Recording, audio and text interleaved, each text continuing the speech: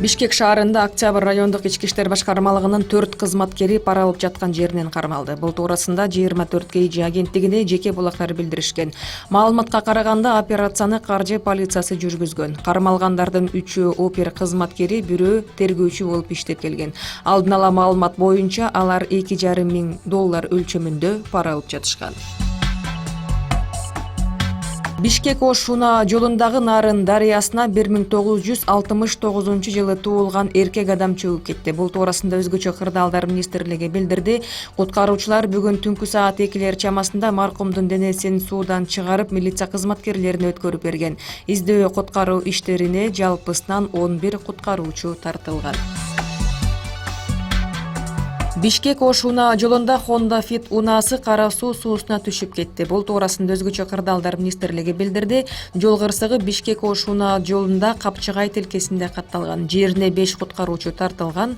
Анда 1991 жылы туулган айдоочуну унаадан чыгарып, тез жардам кызматына өткөрүп беришкен. Айдоочу жеңил жаракат алган.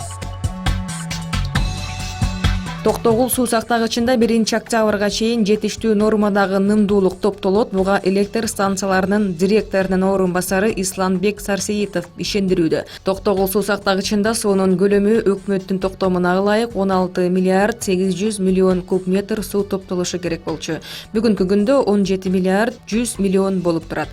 1-октябрга чейин 17 миллиард 200 миллион куб метр суу топтолот деген божомолдор бар. Белгилей кетсек, буга чейин энергетиктер Токтогул суу сактагычында нымдуулуктун көлөмү азайып, өлкө үнөмдөө режимине киргендигин жарыялашкан болчу. Билим берүү жана илим министри Каныбек Исаков жумушчу сапары менен Талас районуна барып, райондогу 2 мектеп, 1 бала бакчанын абалы менен таанышты. Бул туурасында аталган министрлик билдирди.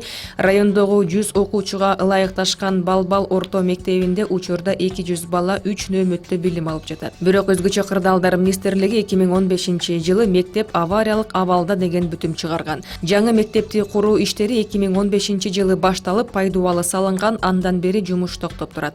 Министр окуу жайдын курулушун жандантууну 2020 жылдын бюджетинин эсебинен ишке ашыруу планы бар экендигин билдирди.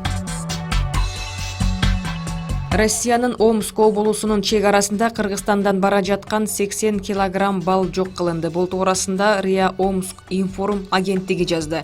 Казакстан аркылуу ташылып бара жаткан балды адистер сапатсыз жана коркунучтуу деп аныкташкан. Ошондой эле жүккө тийиштүү коштоочу документтери дагы жок болуп чыккан.